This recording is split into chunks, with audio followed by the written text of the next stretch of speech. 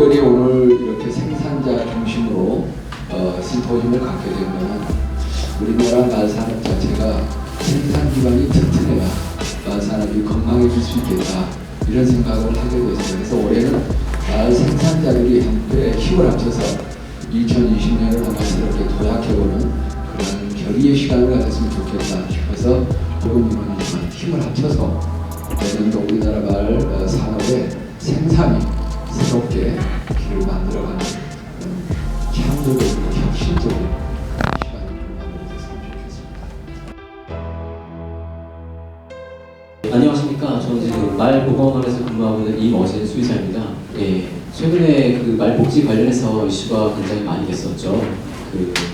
아시다시피 국제동물권 보호단체인 페타 쪽에서 어떤 그런 국내 복지 태형과 관련된 복지 이슈를 얘기하면서 최근에 그런 복지 관련된 이슈가 많이 터졌습니다. 그래서 저희는 말보건원에서 이제 복지 연구를 하고 있는데 이제 2018년부터 이제 본격적으로 시작을 했고요. 그래서 이렇게 지금 강연이나 어떤 교육 활동을 통해서 말 관계자분들께 어떤 이제 말 복지에 대한 그런 개념과 어떤 관리 방법이나 앞으로 저희가 어떻게 해야 될지에 대해서 지금 설명을 좀 드리고 있습니다. 그래서 제가 발표를 이제 시작을 하도록 하겠습니다. 자, 그러면은 과연 동물 복지라는 것이 무엇이냐 그런 이제 개념에 대해서 한번 보도록 하겠습니다.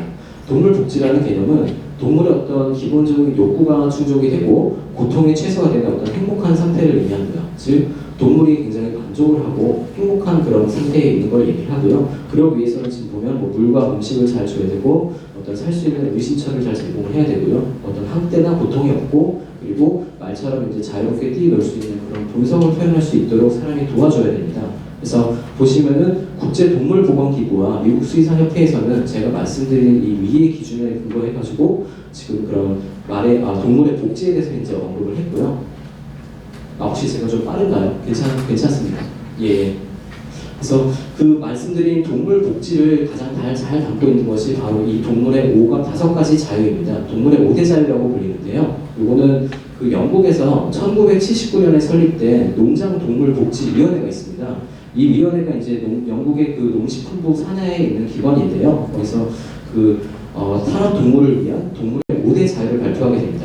그래서 5대 자유를 이제 내용을 보시면 갈증과 배고픔으로부터의 자유, 2번 불편함으로부터의 자유, 3번 고통, 상처 및 질병으로부터의 자유, 4번 정상적인 행동을 표현할 자유, 어떤 본능을 표현할 자유고요. 5번 두려움과 스트레스로부터의 자유. 그래서 이런 5대 자유가 현재 그 현대의 동물 복지의 기본적인 보편적인 기준으로 제시가 되고 있고요. 이러한 이 5대 자유는 전 세계의 모든 동물보호법 내용에 반영이 되어 있는 내용입니다. 그래서 우리나라 같은 경우는 국내 동물보호법 제3조 동물보호의 기본 원칙에 이 5대 자유가 반영이 되어 있습니다.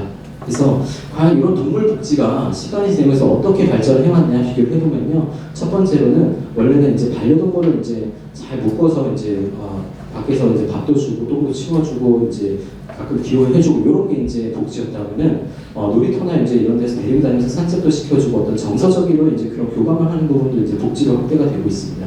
그리고 최근에 이제 어떤 닭이나 돼지나 소 같은 농장 동물에 대해서도 복지 개념이 도입이 됐고요. 그래서 보시면은 그 동물 복지, 유정란, 아니면 동물 복지, 돼지고기, 이런 거 얘기 들어보셨을 겁니다. 마트에서. 그래서 결국 궁극적으로 과연 동물권이 확대되는 방향까지 갈 것이냐, 이렇게 생각을 해봤을 때 이 부분은 이제 저희가 좀 더 고민이 필요한 부분입니다. 그래서 최근에 이제 어떤 스마트폰이나 SNS의 사용으로 인해서 이런 이제 정보나 어떤 교류나 사람들의 의사나 이런 게 빨리빨리 이제 교환이 되고 있기 때문에 아까 말씀드렸던 것처럼 JTBC에서 3개월 전에 발생한 사건도 그렇게 이슈화가 되는 걸 볼 수 있습니다. 그래서 저희가 이제 말을 사용하는 그런 산업에 종사하고 있기 때문에 좀 각별한 어떤 주의가 필요할 것이라고 저는 생각을 하고 있습니다. 자, 그러면은 국내의 동물보호법이 발전됐던 어떤 그런 과정을 보게 되면요. 동물보호법은 어떤 동물의 생명과 안전을 보호하며 생명 존중 등 어떤 국민의 정서나 어떤 문화 함양을 위해서 제정이 되었습니다. 그래서 1988년에 이제 서울 올림픽 전후에 국제 동물보호단체의 민원을 통해서 이제 어떤 시작이 됐고요. 91년도에 이제 제정이 돼서 현재까지 총 10차례 개정이 되었습니다. 근데 사실 요거 이제 보시면 주요한 특징이 동물보호법은 굉장히 사회적 변화를 빨리 반영한다는 그런 특징이 있습니다. 사회적으로 이슈가 되거나 어떤 문제가 되는 일이 발생이 되면은 그 부분에 대해서 법으로 굉장히 빨리 반영이 돼서 개정이 되고 있습니다. 그래서 현재는 기존에는 동물 학대를 했을 경우에 처벌이 2천만 원 이하의 벌금, 2천만 원 이하의 2년 이하의 징역이었습니다. 근데 최근에 지금 법제사법위원회에 이제 올라가 있는 게 3년 이하의 징역 또는 3천만 원 이하의 벌금을 하겠다. 이렇게 지금 올라가 있고요. 근데 사실 이게 동물보호법 초기에는 1,000만 원 이하의 벌금, 1년 이하의 징역이었습니다. 그 말은 즉 계속 그런 처벌 강도나 어떤 규정이 강화가 되고 있는 추세입니다. 그래서 뭐 입법 배경은 말씀드린 대로 어떤 문화나 어떤 보호의 그런 가치관 정착이 필요하다고 이렇게 보고 제정이 된 거고요.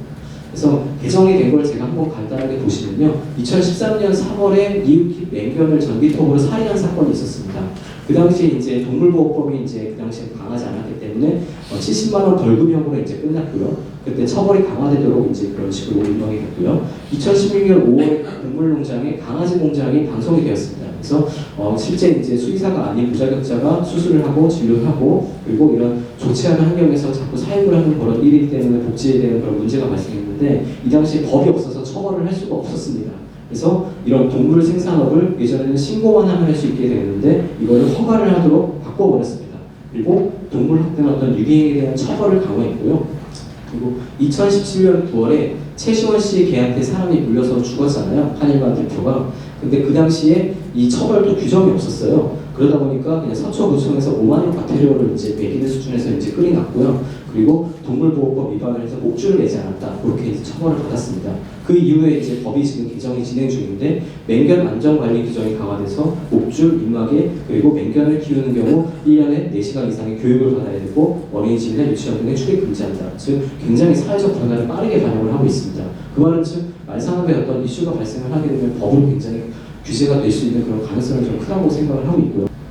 자, 그러면은 말의 복지를 위해서 가장 중요한 것이 무엇이냐? 저희 이제 소유를 하고 관리를 하고 이제 종사하는 분들로서 이제 보면은 사실 이 부분은 이제 제가 말씀드리는 제 개인적인 의견이 아니라 전 세계에 있는 모든 말 복지 가이드라인이나 어떤 내용을 보면 다 규정이 되어 있습니다. 공통적으로 소유자와 어떤 관리자의 말의 관리에 대한 책임과 의무가 가장 중요하다 이렇게 이제 되어 있고요. 그렇게 하기 위해서는 어떤 말에 대한 관심과 애정이 필요하고요. 그리고 말에 대한 어떤 관리를 어떻게 할 것이냐에 대한 그런 부분이 필요합니다. 결국 이 부분을 위해서는 학습이 필요하고 계속 최선의 어떤 노력이 계속 저희가 해야 된다는 그런 부분이 있고요. 밑에 보시면 그래서 지금 여기 이제 미국의 UC 데이비스 대학이나 그리고 영국의 국립말복지위원회 그리고 여기서 발행한 가이드라인 그 이외에 이제 가이드라인에서 이 내용을 공통적으로 담고 있습니다. 예. 자 그러면은 말 구매나 어떤 입양 시에 저희가 고려해야 될 사항을 보시면 총 6가지로 볼 수 있는데요. 이 부분은 제가 다 아실 거라고 생각하고 그냥 넘어가도록 하겠습니다. 저희가 이제 좀 이런 말을 활용하는 그런 업에 종사하면서 복지에 좀 더 신경을 쓰고 한다면은 저희의 그런 말산업의 미래가 좀 더 밝아지지 않을까 저는 그렇게 생각을 합니다. 그래서 이런 발표 자리를 가질 수 있게 준비해 주신 이 회장님께 감사의 말씀 드리고 싶고요. 네, 감사합니다.